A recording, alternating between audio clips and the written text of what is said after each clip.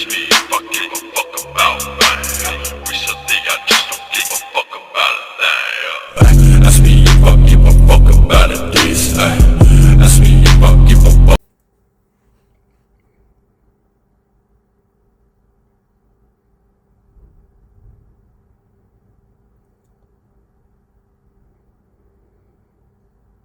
Good afternoon and welcome back, Criminal Files. For those of you who are new to the show, I'm your host, Misfit, and today I'll be opening the file on Herman Allen.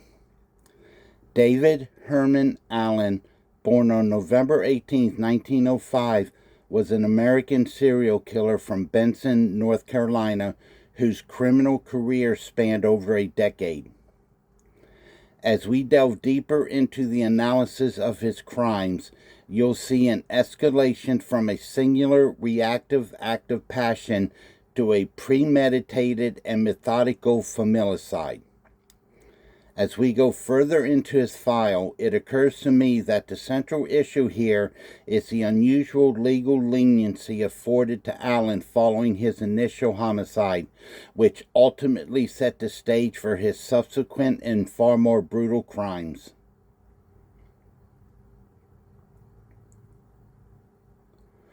The following table provides a chronological overview of Allen's life and crimes, serving as a roadmap for the detailed narrative that follows.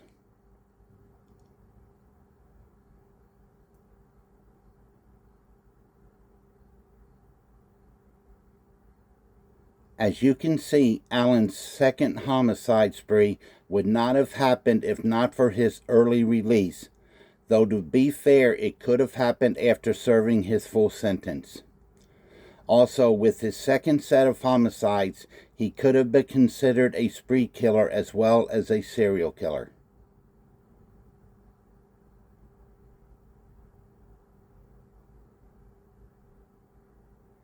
At the time of his first homicide, Allen lived in his hometown of Benson, North Carolina, together with his wife and young child, and worked at a local lumber yard. Sometime in 1929, the family took in a 50-year-old boarder named Handy Minson Hodges, who worked at a local grocery store. The relationship between the Allen family and Hodges was initially cordial, with him spending a lot of time with Miss Allen under the pretext of teaching her about the Bible and how to use a typewriter. On August 6, 1930, Herman was awakened at midnight by the crying of his baby when he noticed that his wife was not in bed. Concerned about her safety, he began to search for her in the backyard until he peered through the window of Hodges' room, where he saw Hodges and his wife in bed together. Distraught by the discovery, he later confronted his wife about her infidelity, and after initially denying it, she admitted to the affair. According to his own account, Allen pondered about the situation until the early morning, when he decided to go to a neighbor's house and borrow a double-barrel shotgun.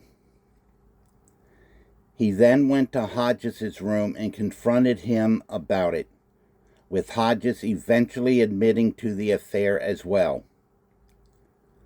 Upon hearing this, Allen started firing at him, eventually wounding him and causing him to fall down.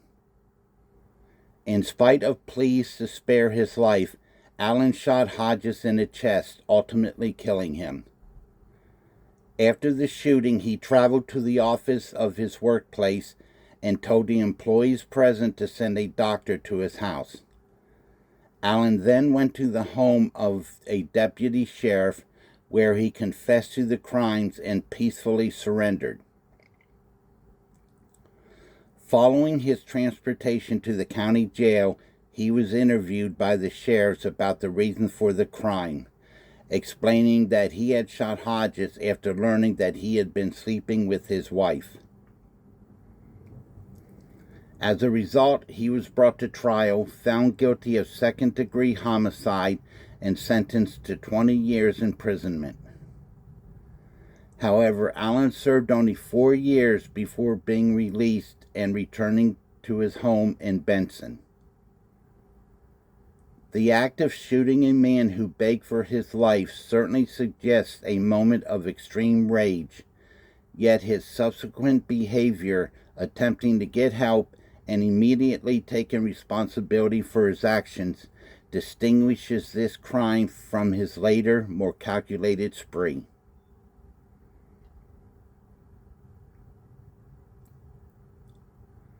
This is a show on David Herman Allen, not a review of North Carolina's judicial and penal systems.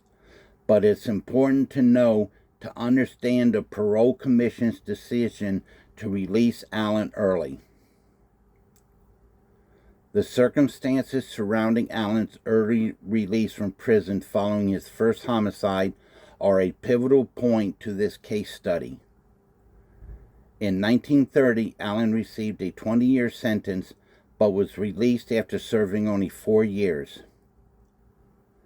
The extraordinary brevity in his sentence was not a random occurrence, but appears to have been a direct consequence of a systemic issue in North Carolina's penal system during that period.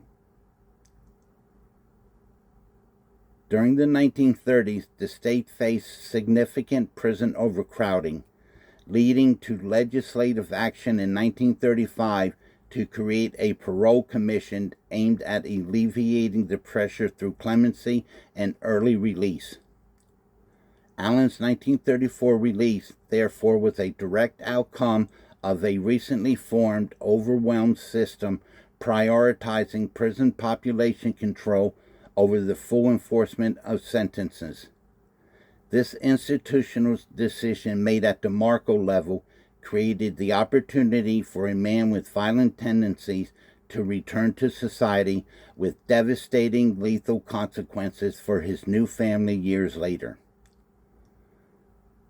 This sequence of events transforms Allen's story from a single chronicle of crimes into a compelling examination of how broader judicial and penal policies can lead to catastrophic individual outcomes.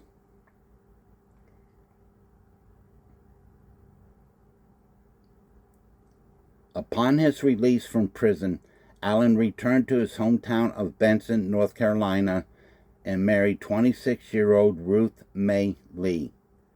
The couple reportedly lived a peaceful and undisturbed existence for several years, spending time with their respective parents. However, a familiar pattern of suspicion began to emerge. Allen grew convinced that his new wife was having an affair with a neighbor, Cat Rayner. This renewed suspicion triggered a far more violent and premeditated response than his initial act of rage. In the early morning of January 15, 1942, Allen armed himself with a 16-gauge shotgun. He first went to Cat Rayner's house and caught him outside. When Rayner appeared, Allen shot him once, then reloaded the shotgun and shot him a second time fatally. His rampage did not end there. He then proceeded to his mother-in-law's, where he fired through a window, striking his 26-year-old brother-in-law, Grady Lee, who was having breakfast. Grady Lee was mortally wounded and died 2 days later at Johnson County Hospital. The final and most brutal act of the night was the murder of his wife. Allen entered the house, dragged Ruth May Lee by the hair out to a nearby barn, and shot her in the back of the head. Neighbors, alerted by the gunfire, contacted authorities. Allen was arrested while he was collecting clothes from his house. The second crime spree is a clear departure from his first homicide, exhibiting a heightened level of planning, brutality, and intent. The targeted nature of his victims aligned with the criminological classification of familicide, a subcategory of homicide. In this typology, the perpetrator, typically a male head of household, kills family members and loved ones.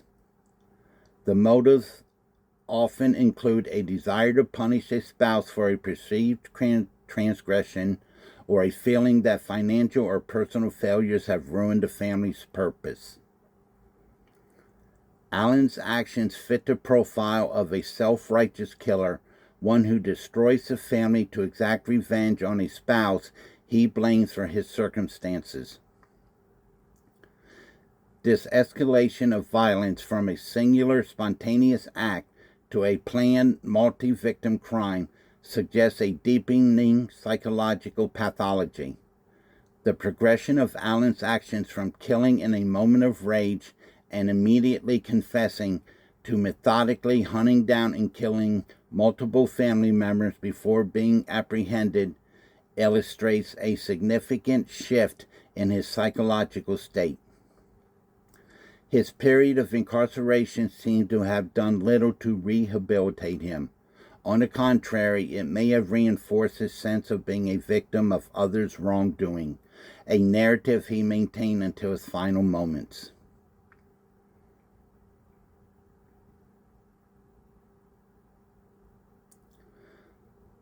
Following his arrest on January 15, 1942, David Allen was arraigned on 3 counts of first-degree homicide for the deaths of Cat Rayner, Ruth Mae Lee, and Grady Lee.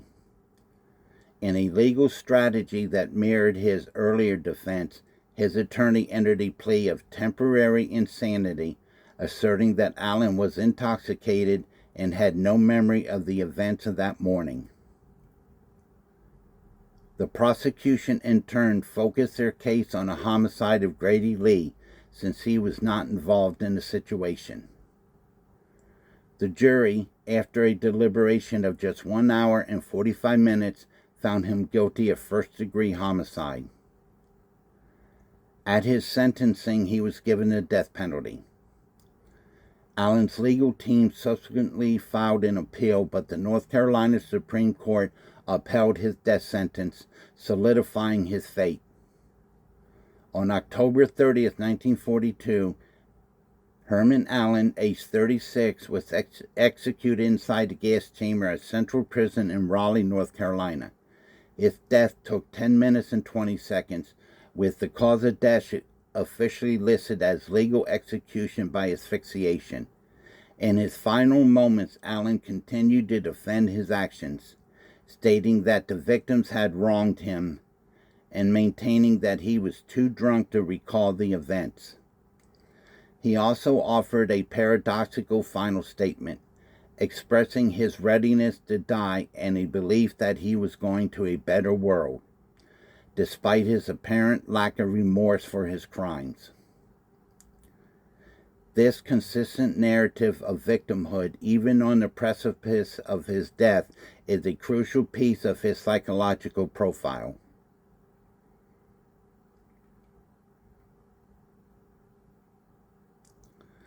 The case of Herman Allen provides a compelling study in criminal psychology and the progression of violent behavior.